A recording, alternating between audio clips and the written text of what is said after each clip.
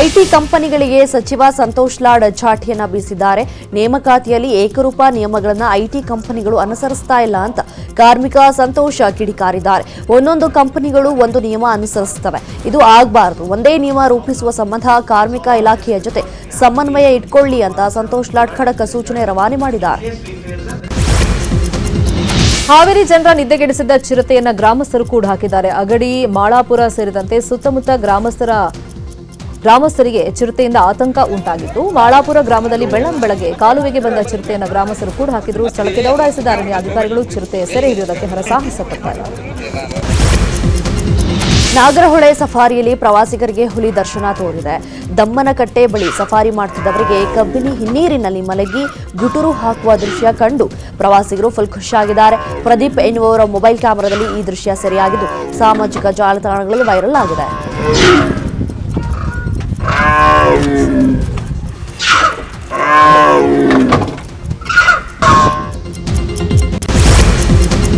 ತೋಟಕ್ಕೆ ನುಗ್ಗಿದ ಕಾಡಾನೆಯನ್ನು ಓಡಿಸುವ ವೇಳೆ ಇಟಿಎಫ್ ಸಿಬ್ಬಂದಿ ಅಪಾಯದಿಂದ ಪಾರಾಗಿದ್ದಾರೆ. ಎನ್ಆರ್ಪುರ ತಾಲೂಕಿನ ಸಾಲೂರು ಬಳಿ ತೋಟಕ್ಕೆ ಬಂದಿದ್ದ ಕಾಡಾನೆ ಓಡಿಸುವಾಗ ಕಾಡಾನೆಯು ಏಕಾಏಕಿ ಸಿಬ್ಬಂದಿ ಮೇಲೆ ಎರಗಲು ಮುಂದಾಗಿದೆ. ಈ ವೇಳೆ ಸಿಬ್ಬಂದಿ ಮರ ಹತ್ತಿ ಕೂತು ಸಿಬ್ಬಂದಿ ಪ್ರಾಣವನ್ನು ಉಳಿಸಿಕೊಂಡಿದ್ದಾರೆ.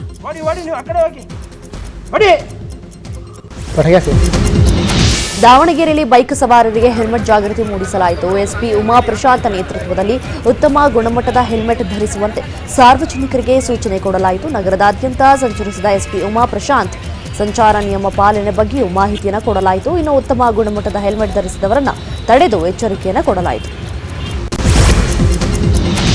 ಇಂದಿನಿಂದ 3 ದಿನಗಳ ಕಾಲ ರನ್ನ ವೈಭವ ಕಾರ್ಯಕ್ರಮ ನಡೆಯಲಿದೆ. ಮುಧೋಳದ ರನ್ನ ಬೆಳಗಲಿಯಲ್ಲಿ ಕಾರ್ಯಕ್ರಮ ನಡೆಯಲಿದೆ. ರನ್ನ ವೈಭವ ಕಾರ್ಯಕ್ರಮಕ್ಕೆ ಉಸ್ತುವಾರಿ ಸಚಿವ ಆರ್ ವಿ ತಿಮ್ಮಾಪುರ್ ಚಾಲನೆಯನ್ನ ನೀಡಲಿದ್ದಾರೆ. ಜಿಲ್ಲೆಯ ಶಾಸಕರು, ಸಂಸದರು ಉದ್ಘಾಟನಾ ಕಾರ್ಯಕ್ರಮದಲ್ಲಿ ಪಾಲ್ಗೊಳ್ಳುತ್ತಾ ಇದ್ದಾರೆ. ಅದ್ದೂರಿ ಮೆರವಣಿಗೆಯಲ್ಲಿ 30ಕ್ಕೂ ಹೆಚ್ಚು ಕಲಾ ತಂಡಗಳು ಭಾಗಿಯಾಗಲಿವೆ. ಇನ್ನು 3 ದಿನಗಳ ಕಾಲ ಖ್ಯಾತ ಸಂಗೀತ ಕಲಾವಿದರು ಮನರಂಜನಾ ಕಾರ್ಯಕ್ರಮವನ್ನು ನೀಡಲಿದ್ದಾರೆ. ಟ್ರಾಫಿಕ್ಗೆ ಸಂಬಂಧಪಟ್ಟಂತೆ ಸುದ್ದಿಗಳನ್ನು ನೋಡ್ತಾ ಹೋಗೋಣ. ಭಗವಂತನೇ ಬಂದರೂ ಬೆಂಗಳೂರು ಟ್ರಾಫಿಕ್ ಕಡಿಮೆ ಮಾಡೋಕೆ ಆಗಲ್ಲ ಅಂತ ಡಿಸಿಎಂ ಡಿಕೆ ಶಿವಕುಮಾರ್ ಹೇಳಿಕೆಯನ್ನು ಕೊಟ್ಟಿದ್ದಾರೆ. ನಮ್ಮ ರಸ್ತೆ 2025ರ ಕಾರ್ಯಕ್ರಮದಲ್ಲಿ ಮಾತನಾಡಿದ ಅವರು, ಇನ್ನು 3-4 ವರ್ಷ ಬೆಂಗಳೂರಿನಲ್ಲಿ ಟ್ರಾಫಿಕ್ ಕಿರಿಕಿರಿ ತಪ್ಪಿಸೋಕ್ಕಾಗಲ್ಲ ಎಂಬ ಹೇಳಿಕೆ ತೀವ್ರ ಟೀಕೆಗೆ ಗುರಿಯಾಗಿದೆ. ಬೆಂಗಳೂರು ನಗರಾಭಿವೃದ್ಧಿ ಸಚಿವರಾಗಿ ಡಿಕೆಶಿ ಅವರ ಹೇಳಿಕೆಯನ್ನು ವಿಜೇಂದ್ರ ತೀವ್ರವಾಗಿ ಖಂಡಿಸಿದ್ದಾರೆ. ಇನ್ನೂ 3-4 ವರ್ಷವಾದರೂ ಟ್ರಾಫಿಕ್ ತಪ್ಪಿಸೋಕೆ ಆಗಲ್ಲ ಅಂತ ಡಿಕೆಶಿ ಅವರು ಹೇಳಿದ್ದಾರೆ. ಇವ್ರ ಯೋಗ್ಯತೆಗೆ ಒಂದು ಗುಂಡಿ ಮುಚ್ಚೋಕ್ಕೂ ಆಗಿಲ್ಲ. ಬೆಂಗಳೂರನ್ನ ಸಿಂಗಾಪುರ ಮಾಡ್ತೀವಿ ಅಂತ ಅಧಿಕಾರಕ್ಕೆ ಬಂದ್ರು, ಆದ್ರೆ ಗುಂಡಿ ಮುಚ್ಚೋಕ್ಕೂ ಆಗಿಲ್ಲ. ಇವರೆಲ್ಲ ಟನಲ್ ರಸ್ತೆ ಬಗ್ಗೆ ಮಾತಾಡ್ತಾರೆ ಅಂತ ಹೇಳಿ ವಿಜೇಂದ್ರ ಕಿಡಿಕಾರಿದ್ದಾರೆ. ಪ್ರಾರಂಭದಲ್ಲಿ ಬೆಂಗಳೂರಿನ ಬ್ರ್ಯಾಂಡ್ ಬೆಂಗಳೂರು, ಸಿಂಗಾಪುರ ಮಾಡ್ತೀವಿ ಅಂತ ಡಿಕೆಶಿ ಹೇಳಿದ್ರು. 3 ವರ್ಷವಾದರೂ ಬೆಂಗಳೂರಿನ ಉದ್ಧಾರ ಮಾಡೋಕ್ಕಾಗಿಲ್ಲ. ಸಿದ್ದರಾಮಯ್ಯ ಅವರು ಬಂದ ಮೇಲೆ ₹1 ಅನುದಾನ ಕೂಡ ಬಿಡುಗಡೆಯಾಗಿಲ್ಲ. ಬೆಂಗಳೂರಿನ ಇನ್ನೆಲ್ಲಿ ಉದ್ಧಾರ ಮಾಡ್ತೀರಾ ಅಂತ ವಿಪಕ್ಷ ನಾಯಕ ಆರ್ ಅಶೋಕ್ ಕೂಡ ಡಿಕೆಶಿ ಹೇಳಿಕೆ ಬಗ್ಗೆ ಕಿಡಿಕಾರಿದ್ದಾರೆ.